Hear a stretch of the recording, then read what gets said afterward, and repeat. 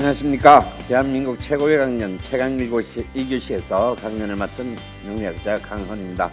반갑습니다.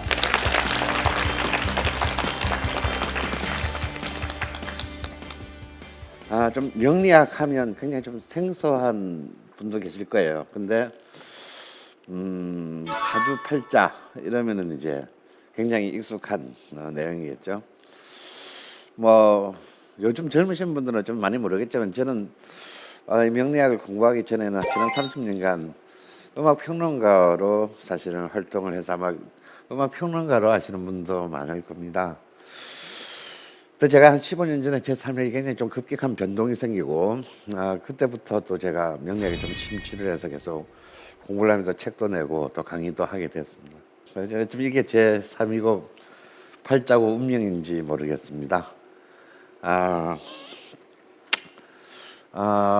오늘 여러분께 제가 들려드린 강연 주제는요, 음양오행의 인생론입니다.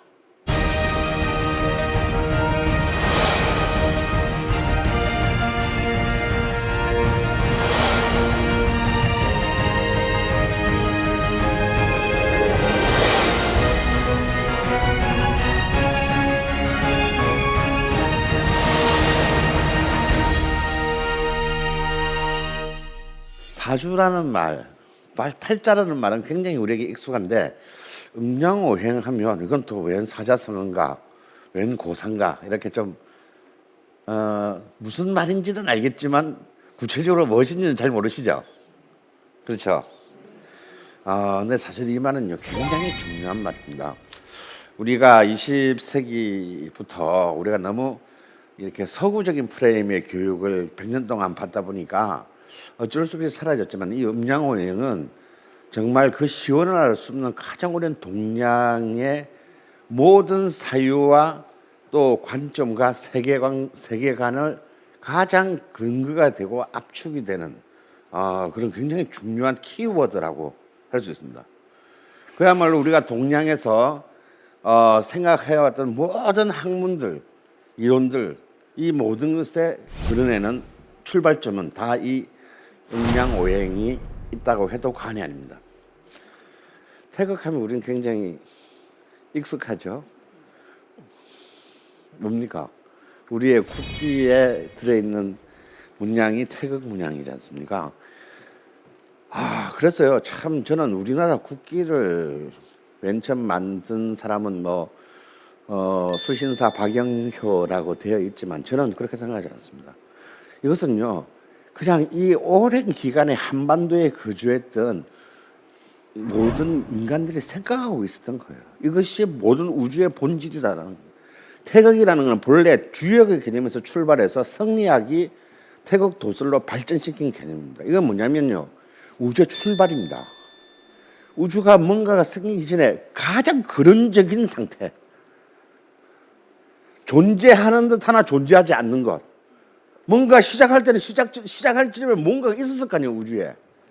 그래서 주작의 성인이라고 할 수 있는 주자는 태극이라는 개념을 그냥 아무것도 없는 존재가 아니고 형이상학적으로 모든 존재의 근원이 되는 상태를 태극이라고 했습니다. 그래서 그 태극이 드디어 처음으로 이제 음양을 낳는다라고 되는. 그럼 태극이 음양을 낳는다. 그래서 이제 우주가 드디어 음양의 개념을 이제 드디어 도입하게 됩니다. 이 음양의 가장 근본적인 근원적인 현상이 뭐겠습니까? 우리 살면서 만나는 가장 근본적인 음양의 현상. 낮과 밤이잖아요. 밤이 끝없을 줄 알았는데 해가 뜨더라. 또 좀 있으니까 해가 슬슬 저물더니 찬바람이 슬슬 불면서 어두워지더라. 이게 바로 음과 양, 밝음과 어두움. 이것을 형상화한 것이 바로 우리가 아는 태극의 음양이라는 거예요. 저는 이걸 누가 만든지 몰라도 전 진짜 정말 천재가 만들었다고 봐요. 왜냐면요 이 가운데 음광이 있으면 이렇게 바로 뚝 쪼갤 수도 있고 그죠? 근데 이 몽골이가 둥그러무리하게 이렇게 만들어놨어요. 이게 뭘 말하는 걸까요? 네? 뭘 말하는 거지? 자, 빨간 걸 일단 편의상 양이라고 합시다. 이렇게 가운데 경계에 지어진 이 그 선은요, 양의 기운이 가장 강성할 때는 파란색 음의 기운은 거의 없다가 점점 음의 기운이 커지기 시작하면 양의 기운이 이제 서서 사라지게 되는 거죠. 그래서 다시 또 음의 기운이 가장 왕성해지면 다시 양의 기운이 점점 커지게 돼. 이거는 그냥 평면이 아니고 음과 양의 거대한 운동을 표현한 것입니다. 그러면 이 음양론의 핵심과 본질은 뭡니까? 이 음양론의 가장 근본적인 본질은요, 변화입니다. 변화. 세상에 영원히 고정된 것은 없다.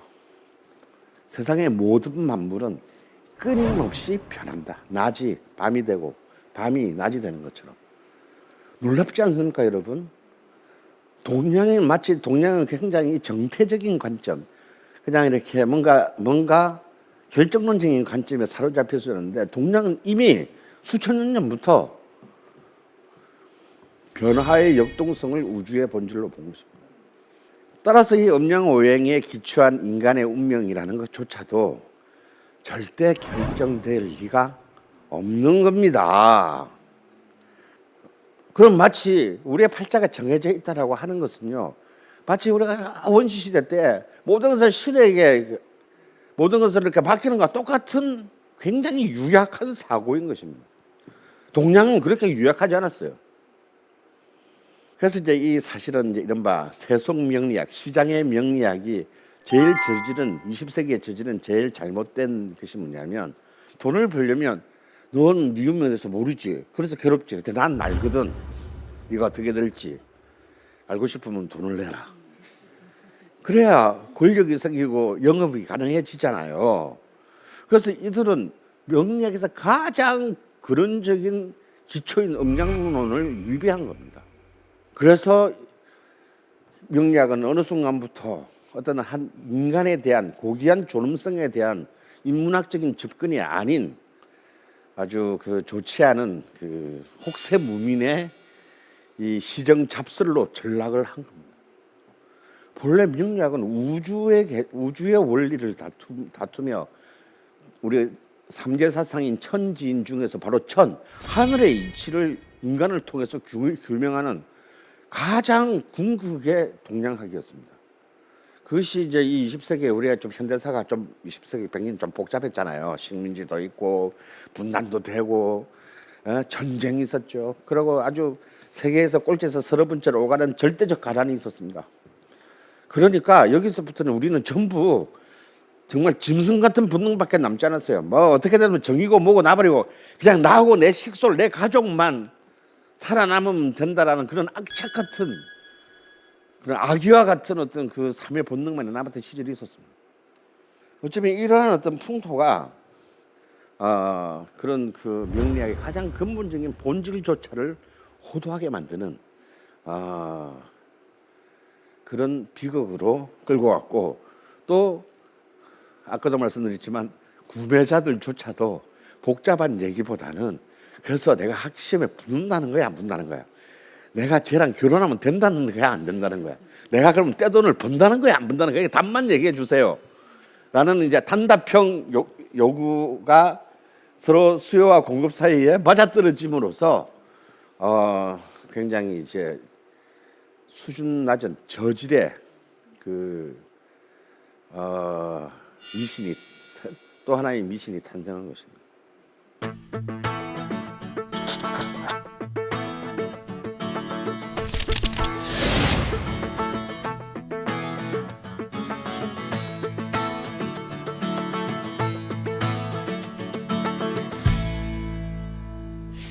그래서 이제 이 음양은 다시 태극이 음양을 낳고, 음양은 다시 더 분화돼서 오행을 낳게 됩니다. 제5원소 같은 거죠, 뭐. 근데 왜 그런 오체, 오물, 오원소 이렇게 표현하지 않고 동량은 오행이라고 했을까? 이 행자가 뭡니까? 간다라는 뜻이잖아요. 변화한다는 뜻입니다. 그러니까 이 오행이라는 말도요, 5개의 우주의 요체가 있지만 그것이 고정돼서 정리되는 게 아니라 그것이 끊임없이 순환하면서 혹은 생하면서 혹은 극하면서 운동한다는 뜻입니다. 그러니까 음양과 오행을 가로지르는 가장 본질적인 의미는 뭐다? 운동, 변화라고 할 수 있는 것입니다. 흔히 이제 이 양의 기운은 목과 화를 낳습니다. 그리고 음의 기운은 금과 수를 낳고요. 그리고 이 양과 음의 기운의 가운데 중재자로서의 토의 기운을 낳게 됩니다. 그런데 이 목이라고 하면요, 이게 나무의 기운을 뜻하는 게 아닙니다. 그럼 뭔가 여러분 딱 떠오르는 게 이걸 보면서 뭐가 떠올라요? 아까 음양이 낮과 밤을 떠올린다면 오행은 뭐가 떠오릅니까? 계절이죠. 사계입니다. 사계를 통해서 추출한 거예요. 목은 나무의 기운이 아니고 봄의 기운입니다. 봄은 어떻습니까? 이렇게 모든 이제 생명이, 애기들을 보세요. 막 잠시 이틀 안 보고 3일 전에 보면 쑥쑥 자라 있잖아요. 스프링 막 성장하는 겁니다. 그래서 왕성하고 그리고 순수하죠. 굉장히 순수하고 이상의 차에서 애기는 무엇이든 될 수 있는 가능성을 갖고 있기 때문에 이상주의자들입니다. 좀 그렇지만 현실적인 결과물을 애기한테 너 한 달에 200만 원씩 벌어와라 하진 않잖아요. 현실적인 어떤 능력은 좀 떨어집니다. 그래서 목의 능력을 가진 사람이 회사의 CEO가 되면 또 그 회사는 조금 곤란할 수가 있어요. 왜냐하면 목은 기본적으로 휴머니즘입니다. 인간 중심적이에요. 인간과 사람과 업무가 있으면 인간을 먼저 선택합니다. 가령 이제 우리 한 회사예요. 한 회사인데 우리 다 열심히 해서 우리 회사를 크게 키우자는데 세 분이 굉장히 오래 아팠어요. 그래서 그 일을 못해서 막 주변에 있는 분들이 굉장히 고생을 해서 이 세 분의 공무를 메고 다 칩시다. 근데 회사가 올해 정말 엄청난 성과를 냈어요. 그래서 이제 농공 행사에서 보너스를 스럽게 하는데, 자, 모기의 리더들은 물론 이분들은 아파서 일을 못하고 주변이 고생했지만 그래도 우리 회사를 위해서 작년까지 일을 너무 열심히 해서 아픈 것일 수도 있으니까, 자, 우리가 이렇게 큰 성과를 얻은 거 우리 다 같이 n분의 1로 나눕시다. 이게 목이에요.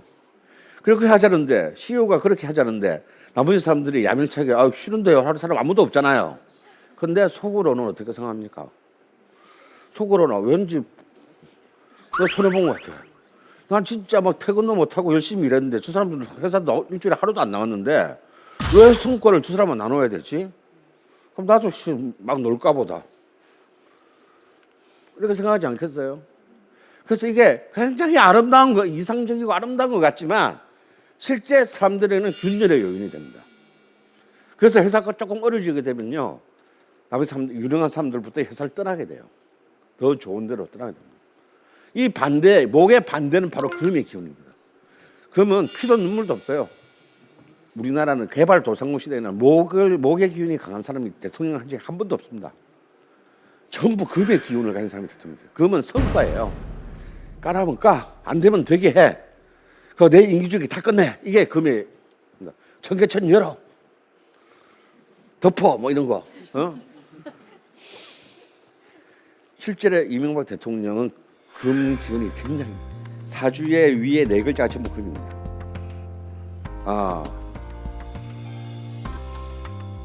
전두환 대통령, 노태우 대통령 다 금의 정신이에요. 안 되면 되게 하라. We can do it. 우리는 할 수 있다. 그 중에서 몇 명이 희생당하는 어쩔 수 없다. 결과 중심. 이게 이제 금의 기운입니다. 이건 이제 형체죠. 구체적인 가을에는 뭡니까? 결실을 낳아야죠. 실컷 여름 지나가지고 이제 벼가 뭐 안 정글고 사과나무에 사과가 안 열리면 어떻게 됩니까? 그래서 그걸 무조건 결실을 내야 되는 기운인 거예요. 자, 여름은 글자 그대로 화는 여름의 기운입니다. 가장 청년의 기상이죠.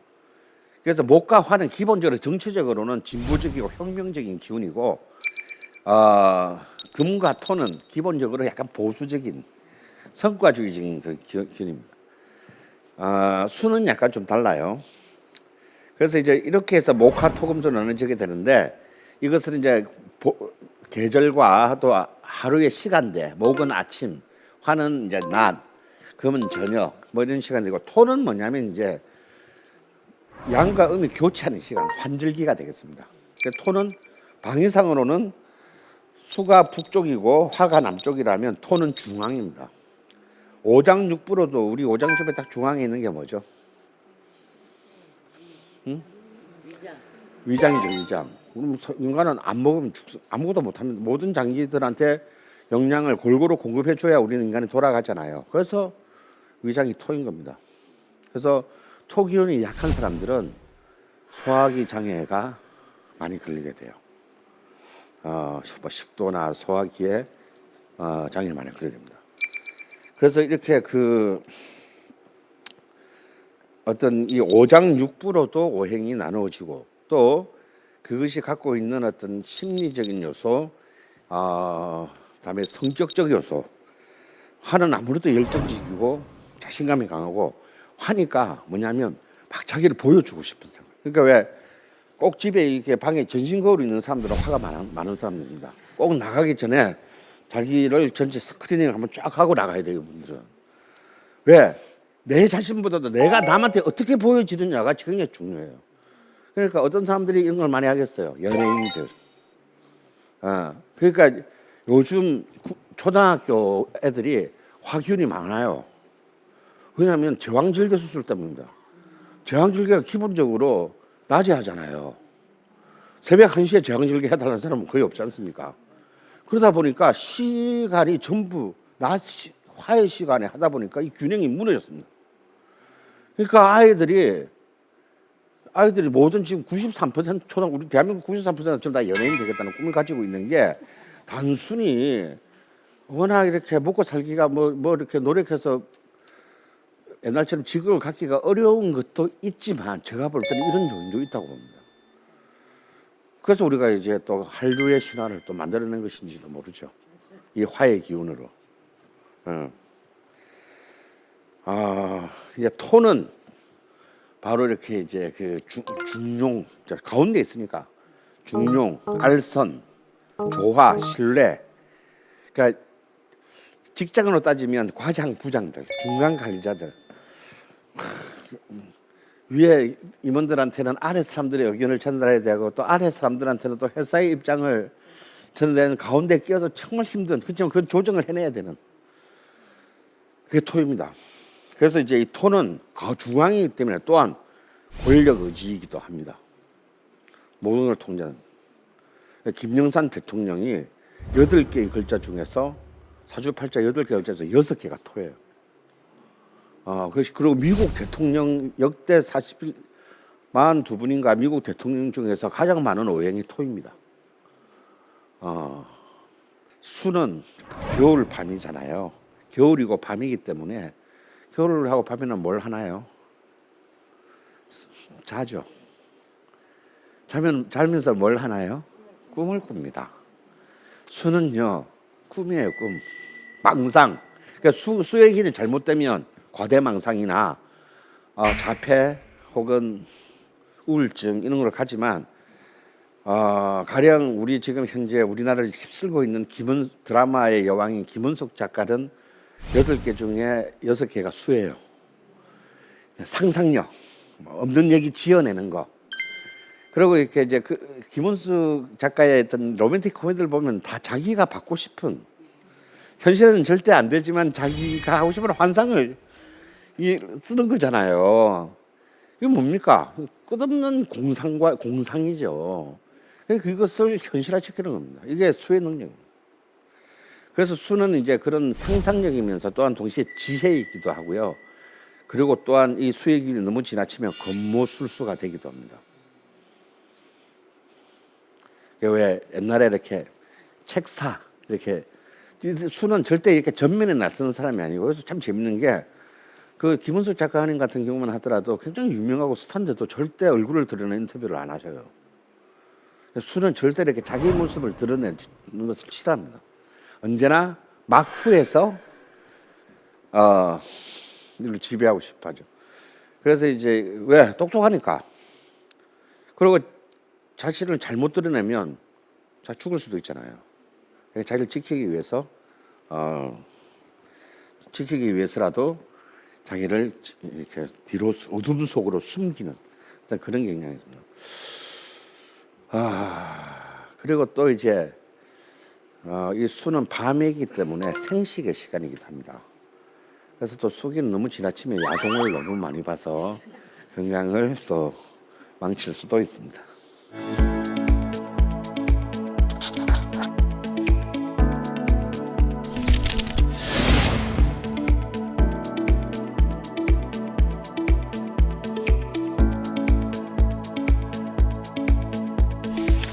자, 이것은 생과 극인데요. 우리는 흔히 생하면 좋은 것 같고 극하면 나쁜 것 같잖아요. 하지만 동양의 관점에서는 좋고 나쁨이 없습니다. 우주에 좋고 나쁨이 어디 있겠어요? 생이라고 해서 꼭 좋은, 생해준다고 해서 좋은 게 아니고 극한다고 해서 나쁜 게 아닙니다. 나쁜 기운은 극당해야죠. 나쁜 버릇, 나쁜 생각, 이거는 그거를 당해야 됩니다. 좋은 생각, 아름다운 생각 생해줘야죠. 그래서 그게 우리 보통 상생하면 좋고 상극하면 나쁘다, 이건 전형적인 이원론적인 서구적 사고입니다.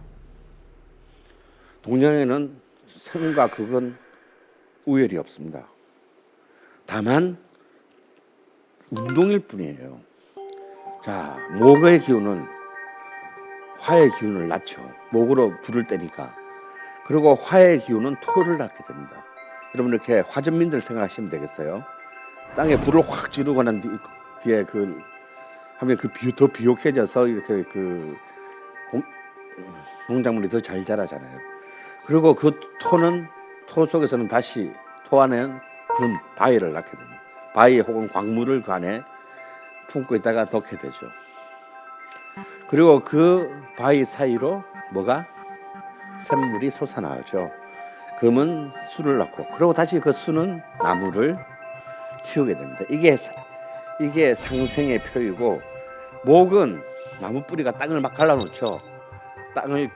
토를 극하게 되고, 토는 물을 막지 않습니까? 수를 극하고, 수는 불을 꺼뜨리죠. 화를 극하고, 화는 금을 녹이니까 금을 극하고, 금은 나무를 베니까 목을 극합니다. 근데 참 재밌는 것은요, 상생이라고 하더라도, 수생목이라고 하더라도 수가 너무 많고 목은 작으면 이게 수가 목을 생합니까? 아니, 나무가 이제 묘목으로 이렇게 요만한데 물을 빨리 자라라고 물을 하루에 1톤씩 부으면 어떻게 되겠습니까? 다 썩어버리겠죠. 그래서 수생목이지만 수가 과다하면 나무는 썩습니다. 목생화지만요, 목이 여러분 아궁이에 불 좀 더 세게 달라고 막 나무를 꽉 채우면 불 꺼집니다. 화생토지만 불이 너무 세면 흙이 도자기가 되어버려요. 토생금이지만 토가 너무 많으면 토다금매라고 해서 흙이 보석을 덮어버립니다. 묻어버립니다. 그래서 생이라고 해서 생하는 것이 아니다는 거예요. 극이라고 해서 극하는 게 아닌 겁니다. 자, 금극목이라고 하지만 극하는 주체인 금이 약하고 목이 강하면요, 가령 이런 아름드리 나무를 가트칼로 자르겠다 그러면 말이 됩니까? 가트칼이 부러지겠죠. 그래서 토극수라고 하지만 쓰나미가 몰려오는데 모래 주머니 하나 들고 이 쓰나미를 막겠다? 안 되죠. 그때는 빨리 모래 주머니 넣고 도망가야 됩니다. 그래서 극이라고 생하고 극하는데도 뭐가 필요하냐? 아까 말씀하신 분 조화가 필요하다. 조화가 없는 생은요 죽이는 겁니다.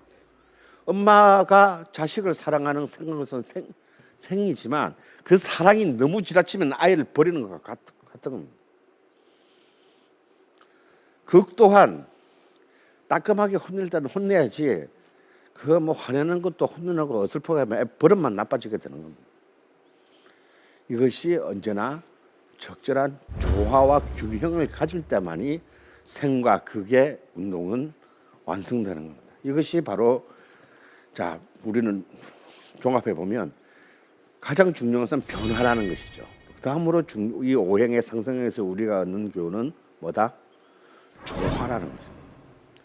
어떤 것이 더 좋고 나쁜 것은 없어요. 이것이 조화를 이루어야 된다. 그래서 만약에 근데 우리는 인간은 다 우주의 만물은 다 불완전한 존재이고 영속적이지 못한 존재이기 때문에 절대 완벽할 수가 없고 완벽하게 조화를 이룰 수가 없어요.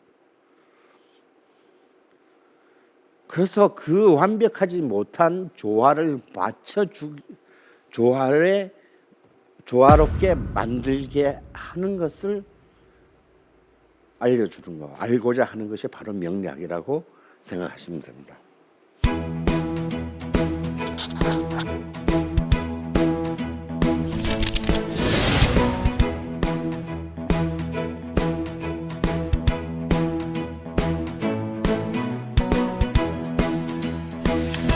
음양과 오행론을 바탕으로 드디어 이제 이 하늘의 기운과 땅의 기운을 만들어낸 것을 이제 그 간지라고 천간과 지지를 합쳐서 간지라고 합니다. 그래서 천간은 10글자로 이루어져 있어요. 천간은 왜 10글자입니까? 음양 오행이잖아요. 오행이 음과 양이 각각 한 벌씩 있으니까 5 곱하기 2 하면 10개의 글자예요. 자, 목의 글자가 2개. 그러니까 양의 기운을 가진 목 하나, 음의 기운을 가진 목 하나. 양의 기운을 가진 화 하나, 음의 기운을 가진 화 하나. 이렇게 해서 딱 이렇게 돼요. 지지는 12자입니다. 왜 12자일까요? 네? 자, 하늘에는 계절이 없죠. 땅은요, 불행하게도 우리는 계절이라는 한계 속에 삽니다. 그 계절을 규정하는 게 뭐죠? 달이죠. 달이 몇 달로 이루어져 있습니까? 12달로 이루어져 있습니다. 그래서 동양이나 서양이나 다 이 땅의 기운을 재는 단위는 12개입니다. 그래서 합쳐서 22자만 아시면 되는 겁니다. 그러면 이 두 자가 각자의 글자가 서로 짝을 이루어서 만들어내는 짝이 몇 개 되겠습니까? 응? 자, 이 천간 한 글자, 지지 한 글자 하면 이제 천간의 갑자고 지지의 자자 합쳐 갑자가 되잖아요. 이렇게 하면 몇 개가 돼? 몇 개의 간지가 됩니까? 60개가 돼요. 10개씩 6 곱하기 6 하면 이제 60개입니다. 이것이 60갑자입니다. 그래서 갑자로 시작해서 갑자로 돌아오는데 60년 걸리는 거예요. 그래서 이걸 환갑이라고 합니다. 한 바퀴 60갑자를 돌았다. 그러니까 이게 돌아올 환자를 써서 환갑이 되는 겁니다. 한 갑자를 돌았다. 옛날에는 그 환갑을 맞이하는 게 큰 복이고 큰 천수를 누리는 거죠. 지금 이제 2갑자를 향해서 가고 있습니다. 이제 아무도 환갑잔치 안 해요. 환갑잔치 하면 욕합니다, 요새는. 예. 지금 이제 우리는 2갑자를 향해서 지금 가고 있고 아마 지금 여기서 젊으신 분들은 아마 제가 볼 때 평균 수명이 100살 넘어가는 시대를 살게 될 거예요. 그래서 이제 시간 달려도 이제 길게 생각해야 됩니다. 60부터는 그냥 제2의 인생이 시작되는 거지 마무리가 되는 게 아니에요. 이렇게 해서 이제 천간의 글자는 이렇게 10글자 갑을 병정무 기경신임계 갑을은 목의 글자들이고 병정은 화의 글자들이고 무기는 토의 글자 경신은 금의 글자 임계는 수의 글자입니다. 그리고 12주 이름 다 아시죠? 자축인묘 진사오미 신유술해입니다. 그래서 이제 끝에 해자부터 보시면요 해자축이 뭐죠? 겨울의 글자입니다. 해자축. 그래서 외우실 때는 해자축, 임묘진 봄의 글자입니다. 그리고 사오미 여름의 글자, 신유술 가을의 글자가 됩니다. 각각 한 계절당 3달씩으로 이루어져 있는 것이죠. 그러니까 만약에 봄이라는 글자를 보면 인묘진이잖아요. 봄의 첫 달이 인월이고 가운데가 묘월이고 이제 마지막 달이 진월입니다. 그럼 이 첫 번째 글자를 생지라고 해요. 그러니까 봄이 시작된다 이런 뜻이죠. 봄이 시작된다는 뜻이죠. 아직까지 겨울의 기운이 좀 남아 있겠죠. 좀 춥습니다. 근데 묘는 이제 가운데 가장 왕성한 가운데 이 세 글자의 가운데 글자들 가장 왕성한 봄의 기운을 뜻하고 세 번째 글자 지는 봄이 이제 끝나고 이제 여름으로 갈아탈 준비를 하는 환절기가 되는 겁니다. 그러니까 환절기가 토가 4개 있는 거예요. 12개 글자 중에서 땅은 다 2글자를 듣는데 토만 4글자인 이유가 계절마다 그 인터체인지가 하나씩 있어야 되기 때문에 축, 진, 미, 술, 을은 토만 4개의 글자가 되겠습니다. 이렇게 해서 이제 이 짝을 이루어서 우리는 연월일시를 만드는데 이것을 우리는 만세력이라고 합니다. 우리가 양력, 음력 그러잖아요. 그래서 우리 사주는 뭐 양력으로 보냐 음력으로 보냐 이렇게 의문을 가진 사람들이 많은데 어느 것도 틀렸습니다. 양력도 아니고 음력도 아니고요. 만세력으로 봅니다. 더 정확히 말하면 이제 24절기력이라고 할 수 있는데요. 어찌 보면 약간 양력에 가깝습니다. 그래서 꼭 음력으로 본다는 그런 그 편견은 버리셔야 됩니다. 그래서 첫 해의 시작은 1월 1일이 아니고 음력 1월, 양력 1월 1일도 음력 1월 1일도 아니에요. 바로 입춘이 봄이 시작되는 2월 한 6일이나 7일쯤 되는 입춘. 입춘의 절입시가 보통 뭐 6월 6일 오후 4시 37분 뭐 시간은 널리 그때마다 달라집니다. 그러니까 그 전까지는 전해고 그때부터 그 해가 되는 겁니다. 입춘을 그 해의 시작으로 보는 겁니다. 왜 사주팔자인지 이제 아시겠죠? 왼쪽부터 이민, 개묘, 무신, 임자인데요. 이민년, 개묘월, 무신일, 임자시생이라는 뜻입니다. 이게 누구 거겠어요? 제 겁니다. 그러니까 연의 2글자씩에서 4개의 기둥이 있잖아요. 사주. 그 각 주마다 천간과 지지, 하늘의 기운과 땅의 기운이 한 자씩 있으니까 곱하기 2에서 8개, 팔자가 되는 겁니다. 그래서 사주팔자라는 게 딴 게 아니고요. 바로 이 만세력에 의거한 내 운명의 코드가 바로 이 사주팔자가 있습니다.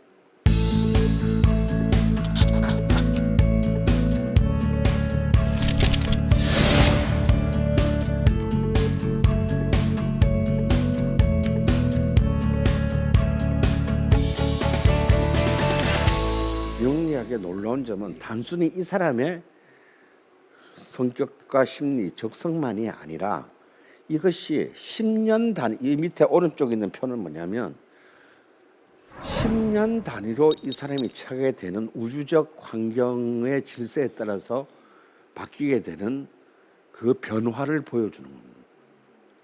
그래서 우리 10년이면 강산도 변한다는데 강산도 변한다는데 사람이 안 바뀌겠어요? 예. 그래서 저는 누구에게나 그런 얘기합니다. 특히 요즘 젊은 친구들 제일 답답한 사람이 어떤 사람이냐면요. 하고 싶은 것도 없어. 좋아하는 것도 없어. 알고 싶은 것도 없고. 이런 애들이 제일 답답합니다. 차라리 막 한번 그러니까 부모들이 기겁하는 애들이 가끔씩 오거든요. 저 목수가 될래요, 막 이런. 엄마 아버지는 막 변호사 의사인데. 근데 이런 친구들은 굉장히 건강한 친구들입니다. 자기 할 게 하고 싶은 게 있잖아요. 그 저는 보냈어요. 일본 같은데 유학 보내셔가지고 목수가 어땠어요? 예수의 아버지도 목수였는데. 그거 논현동이나 이런 데 가보면 이렇게 막 책상 하나에 800만 원씩 받고 이거 다 그거 다 목수가 만든 거잖아요. 이제는 아트의 세계다 이거 이제 가구도. 그래서 뭐 하고 싶었는데 시키세요. 그런데 제일 답답한 게 뭘 할지조차를 모르는 젊은이들이 너무 많이 늘어나고 있는데요. 이런 분들에게는 진짜 자기가 하고 싶은 건지를 먼저 일깨워 줘야 되고, 두 번째는 뭐냐면 그것을 꼭 만약 그게 정해졌으면 앞뒤를 좌고우면하지 말고 10년은 그것에 몰입하게 하는 것이 중요해요. 10년. 저는 어떤 것이든 간에 어떤 사람이 하나를 10년을 하게 되면 그걸 다 저는 밥 먹고 살 수 있다고 생각해요. 대부분의 사람이 10년을 못 견뎌요. 보통 3년이 가면 많이 갑니다. 그런데요, 하나를 그것이 어떤 일이라 할지라도 10년을 가면 강산도 변하는데 대운명을 못 변화시키겠어요? 그래서 그런 정해진 사람이 있으면 저는 딱 한마디만 해줍니다. 됐고 10년만 해. 죽었다 생각하고 10년만 한번 파보세요. 그러면 거기서 이미 답이 다 나와 있습니다. 그 10년의 단위가 뭐냐? 대운입니다. 바로 이것이 이제 이 대운표입니다. 우리는 흔히 이제 대운이 들어와서 좋단다 이런 말은 틀린 말이에요. 대운은 그냥 큰 대자가 큰 복이 아니고요, 큰 운이 아니고 큰 단위의 10년 단위의 운의 질서라는 겁니다. 여기서는 좋은 운도 있고 나쁜 운도 있을 수 있죠. 나한테 좀 유리한 운, 나한테 호의적인 운도 있고 나한테 호의적이지 않은 운도 있습니다. 그럼 나한테 호의적이지 않은 운일 때는 다 망하나요? 아니에요. 나한테 호의적이지 않은 운일 때를 알아야 된다는 겁니다. 그럴 때는 나한테 호의적인 운일 때와는 다른 방식으로 접근을 해야죠. 그러니까 내가 사업가다. 나한테 호의적인 기운일 때는요, 굉장히 공격적인 경영을 해야 됩니다. 근데 내한테 만약에 좀 호의적이 않을 때는 긴축 경영을 해야 돼요. 그러면요, 오히려 자기한테 호의적이지 않을 걸 알고 했을 때는 호의적이 않을 때가 훨씬 더 사실은 매출은 줄지만 이익은 높아질 수가 있어요. 막 호의적이라고 막 사람 막 벌리고 막 회사 인수하고 해서 뭔가 회사 규모는 되게 커졌는데 연말에서 계산해 보니까 벌기는 많이 벌었는데 나간 게 너무 많아가지고 남은 게 없어. 그런데 회사는 커졌어요. 하지만 작은 회사를 아주 챙겨서 알뜰하게 경영해가지고 이익을 많이 남기는 것이 더 좋을 때도 있죠. 중요한 것은 내가 이때가 어떠한 때인가를 아는 것입니다. 내가 누구인가를 안다는 것은 내가 지금 어떤 때에 놓여 있다는 것을 아는 것이라고 동일한 겁니다. 그것을 알게 해주는 것이 바로 이제 대운에 해당되는 표라고 할 수 있습니다.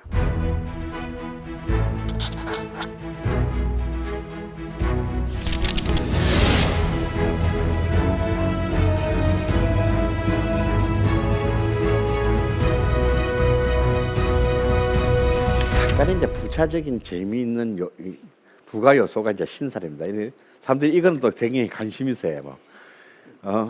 무슨 도화살 이런 거. 예. 근데 이제 이것은 너무 좀 이렇게 세속적이 되다 보니까 한때는 500개가 넘어가는 신살이 있었대요. 그래서 이제 지금은 신살을 그렇게 무슨 귀인 무슨 살 하는 이런 것들을 그렇게 높이 평가하지는 않고 그게 중요하게 비중을 주지 않습니다만, 그렇다고 해서 저는 무시할 수 있는 건 아니다. 그중에서 그렇게 중요한 것들은 좀 알아야 되는데요. 가장 중요한 세 개의 살이 있는데 요즘은 살자를 빼서 얘기합니다. 옛날에 역마살이라 그랬잖아요. 요즘은 그냥 역마라고. 왜냐하면 이 살이라고 하는 것도 꼭 나쁜 것만은 아니에요. 옛날에는 농촌 그 정착사회 시대에는 대부분의 사람들이 자기가 태어난 곳에서 반경 50리 바깥을 못 나가보고 평생 살다 죽었습니다. 그러니까 제일 흉하게 느낀 게 자기 고향 바깥에 나가서 죽는 거를 가장 흉한 게 생각했죠.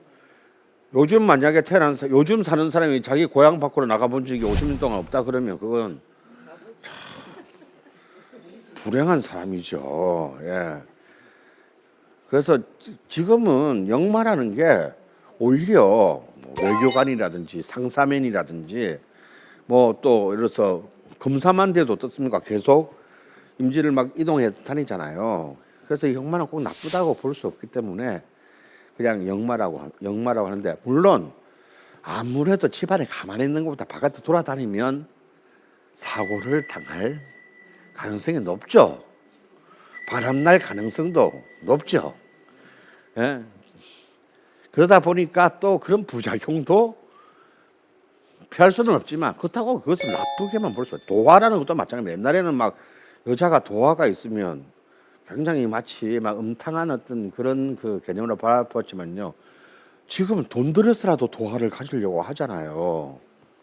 예? 이게 도화는 그냥 음탕함하고 별로 상관이 없고 인정받는 능력입니다. 왜 이런 거 있죠? 똑같이 직장에서 일을 했는데 어쩌면 이 사람이 더 잘하고 이 사람은 좀 덜 했는데도 꼭 같은 직급에서 이 사람이 더 높은 인사평가를 받는 사람들이 있어요. 저도 이제 남의 이제 부하직이나 인사평가하는 입장에서 보면 솔직히 어떻게 이게 판매직이 아니고서야, 영업직이 아니고서야 그 사람의 성과를 어떻게 객관적으로 평가합니까? 자동차 세일즈 회 사람이냐, 몇 대 파느냐 이것만 보면 되지만 대부분 회사가 그런가요? 결국은요, 이상하게 끌리는 사람한테 A, 왠지 기분 나빠 C 주게 돼 있어요. 이게 인지상정입니다. 그런데요, 그 왠지 A 주고 싶은 사람, 이게 도화예요. 그러니까 지금 시대에서 특히 PR이라는 것이 중요한 시대에서 도화라는 것은 어마어마한 힘인 거예요. 그게 뭐냐면 딱 CF 광고 모델을 생각하시면 돼요. 왠지 저 사람이 광고하는 제품이 때문에, 저 사람이 했기 때문에 왠지 난 한 번도 써본 적이 없는 저 제품에 대한 관심이 생기고 써보고 싶은 욕망을 불러일으키잖아요. 그 사람은 하고 사실 알지도 않은 사람도 아닌데. 가령 내가 예를 들어서 장동건을 좋아하는데 장동건이 왠지 커피 광고를 하면 내가 다른 커피를 마시고 있다가 저 커피를 마시고 싶어지잖아요. 이게 도화입니다. 그 다음에 화계살은 옛날에는 이제 막 독수공방 이렇게 혼자서 이렇게 고독하게 이렇게 그 과부 호래비로 살아가는 이제 나쁜 사례라고 하는데, 이 화계라는 글자 꽃가마라는 뜻이거든요. 이건 뭐냐면 고독한 명예를 이룬다는 뜻이에요. 그래서 굉장히 뛰어난 박경리 작가라든지 성철 스님이라든지, 비록 그 삶은 굉장히 고독했으나 굉장히 높은 명예를 획득하는 힘. 그래서 이제 가령 요한 바오로 의사 같은 경우는 사주 중에 3개가 화계예요. 그러니까 평생 독신으로 살았으니까 고독하지만 가장 높은 인류애를 실현한 사람이지 않습니까? 그리고 모든 자기 2000년 가톨릭의 어두운 역사까지도 겸허하게 인정하고 타 종교에 대한 관용과 이렇게 손잡고 같이 나아가자라는 메시지를 남기는 굉장히 가톨릭 안에서 혁신가였죠. 이런 명예, 이런 정말 더 높은 명예로 봐야지 무조건 나중에 나 과부되나 보다 이거하고는 다른 문제예요. 물론 뭔가를 큰 것을 얻기 위해서는 희생이 필요합니다. 큰 것을 얻기 위해서는 고독이 필요한 거예요. 그리고 이제 흔히 말하는 귀인이라는 게 있습니다. 그래서 이제 천을 귀인, 천덕 귀인, 월덕 귀인, 이게 이제 이른바 귀인의 트리플 크라운이라고 할 수 있는데요. 귀인이란 게 가만히 있는데 다 잘 되는 게 귀인이 아니고요. 좀 정확하게 말하자면 이 귀인이 있으면 이 귀인이라는 것은 나를 똑같이 우리가 살면서 위기에 안 빠질 수는 없잖아요. 그 위기를 좀 쉽게 극복해 주는데 도움이 되는 일종의 약간의 보디가드, 수호천사와 같은 기능을 한다고 생각하시면 돼요. 그런데 이 귀인은 조심해서 봐야 되는 것이, 이 귀인이 충이 되거나 이렇게 뭔가 다른 균하고 부딪혀서 엉클어지게 되면 없는 것보다 못한 결과를 낳게 된다는 거. 그래서 이제 이 귀인도 불조심 부호처럼 다시 꼼꼼히 보고 써야지, 나 있다고 좋아하면은 안 되는 겁니다. 그리고 이제 요즘 시대에 필요한 것이 이제 문창기, 너는 이제 글을 잘한다. 이거는 뭐냐면 시험을 잘 친다 이런 뜻이죠. 과거 시험을 잘 본다. 그리고 이렇게 그 글의 재주가 창의력이 있다는 뜻이고, 월공은 글자 그대로 하늘에 뜬 달이니까 다른 사람으로부터 이렇게 주목을 받는 기운. 연단에 서거나 뭐 무대에 서거나 조명을 받으면서 딴 사람들한테 좀 받는 그런 기운입니다. 가령 서태지 같은 사주를 보면은 사주 4개 중에 3개가 쫙 월공으로 쫙 깔려 있어요. 이런 것들이 이제 엄청난 주목을 받는 힘을 발휘하는 겁니다. 자, 이런 것을 바탕으로 해서 이 어떤 하나의 원국의 길흉화복의 그걸 이제 그 분석해내는 겁니다. 그래서 길한 것과 복이 되는 것은 자기가 지켜야 하는 것이고, 흉한 것과 화가 되는 것은 자기가 가장 적극적으로 방어를 해야 돼요. 멍청하게 딱 뒤통수를 만든 거죠. 우리가 흉이나 화는 당하고 나면 다 그게 흉이고 화인 줄 다 알아요. 그렇잖아요. 당하고 나면 그거 모르는 사람, 모르면 그 사람 이상한 사람이죠. 그럼 좀 당하기 전에 알면 보험이라도 넣어놓을 텐데. 그렇잖아요. 어차피 당할 거라면 보험이라도 넣어놔서 피해를 최소화할 수 있을 텐데, 당하고 난 뒤에 보험 들어놓을 걸 하고 하더니 이미 늦었다. 이미 당하고 난 뒤라는 거죠. 그래서 우리는 좀 이런 어차피 우리가 생로병사로 없어질 것이라고 하더라도, 그래서 이 명리학은 바로 딱 태어나서 죽는 때까지, 태어난 직후부터 죽기 직전까지 살아있는 인간을 위한 인문학이에요. 그래서 전생이나 내세는 관심이 없습니다. 전생은 그냥 불교에게 맡기고 내세는 기독교가 알아서 하시고요. 명리학은 그건 관심 없어요. 오로지 그리고 탄생에도 관심이 있고 죽음에도 관심이 있습니다. 특히 명리학 가지고 너 언제 죽는다 이런 소리 하면 큰일 납니다. 그건 명리학의 몫이 아니에요. 그래서 결국 이제 우리는 마지막으로 다시 결국 운명이라는 단어에 도착했습니다. 그러면 운명은 절대 운명적인 게 아니에요. 이 글자 자체가요 너무 재밌습니다. 명은 주어질 명, 아까 말했지만 태어날 때 우주로부터 주어진 불변의 것이지만요, 저 운자를 자세히 보시면 군대 군자가 달릴 주변을 안고 있는 거예요. 군대가 이동하는 모습을 그린 글자입니다. 여러분, 어떤 군대가 이동하는 것이 예측된다면 어떻게 되겠어요? 그 군대는 몰살이죠. 그렇지 않습니까? 이 운이라는 글자는 뭐냐면 그만큼 예측할 수 없음을 의미하는 겁니다. 결국 운명이라고 하는 것은 이런 우리 인간의 삶은 내가 이 우주로부터 부여받은 어떤 소명과 동시에 예측할 수 없는 이 예측 불가능 속에서 산다는 것을 의미하는 것이고, 또 다른 한편으로는 이 운자는 또한 동시에 운영하다, 운전하는 개념이 있기 때문에 나의 주어진 명을 어떻게 주체적으로 운영할 것인가라는 그런 뜻이지, 나는 어찌할 수 없이 운명적으로 그냥 이렇게 살다가 가른다는 그런 굉장히 수세적이고 결정적인 단어가 결코 아니라는 것입니다. 결국 바로 명리학은 다름 아닌 내 삶이 어떤 것에 의해서 결정되어진 것이 아니라 바로 나의 전략과 전술에 의해서 얼마든지 변화시키고 향상시킬 수 있는 그런 우리는 자유의지를 가진 존재라는 것.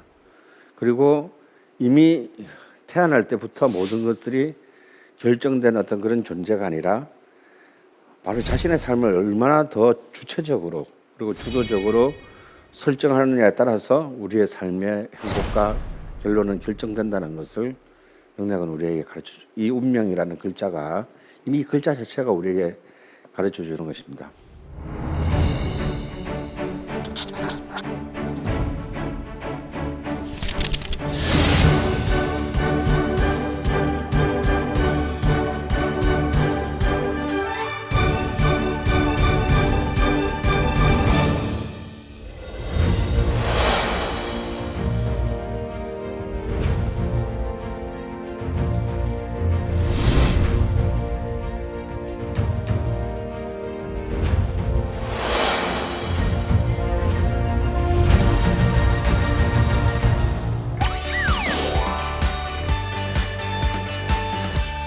방위로는 중앙, 오장육부로는 비위, 오색으로는 노랑, 또 오상으로는 인의 예지 신 중에서 신, 믿음, 신뢰에 해당하는 오행은 무엇일까요?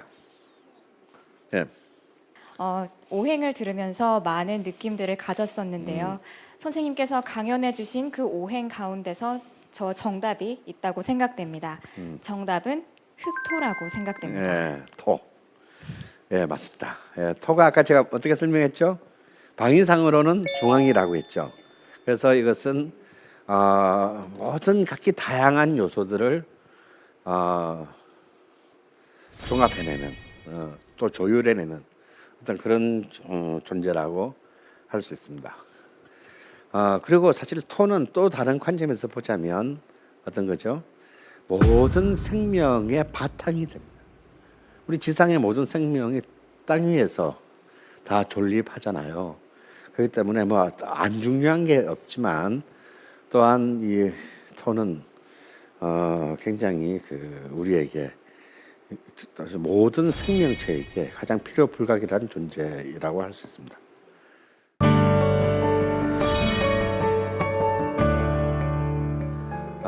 바로 다름 아닌 러시아의 문호 레프 톨스토이가 한 말에서 따왔습니다.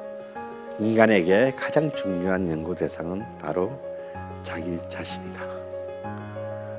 이것이야말로 저 먼 2500년 전 시대 소크라테스 이후부터 지금까지 언제나 우리 인간에게 따라다니는 가장 궁극적이고 근원적인 질문이고요. 우리가 아무리 유보한다고 해도 피할 수 없는, 여러분 우리 모두가 언젠가는 이 질문에 대한 대답 앞에 직면해야 합니다. 그러려면 좀 더 빨리 1년이라도 더 젊을 때 더 빨리 이 질문에 대해서 우리가 답을 해보죠. 물론 뭐 여기에 대한 대답은 꼭 명리학만은 아니고요. 수많은 뭐 종교일 수도 있고요. 뭐 또 다른 학문일 수도 있고 또 예술일 수도 있습니다. 다양한 하지만 그 어떤 것을 통해서든지 여러분들에게 가장 중요한 연구 대상은 바로 자기 자신이라는 것을 잊지 않으셨으면 합니다. 네, 이것으로 음양오행의 인생론을 마치도록 하겠습니다. 지금까지 대한민국 최고의 강연 최강 1교시 강헌이었습니다. 감사합니다.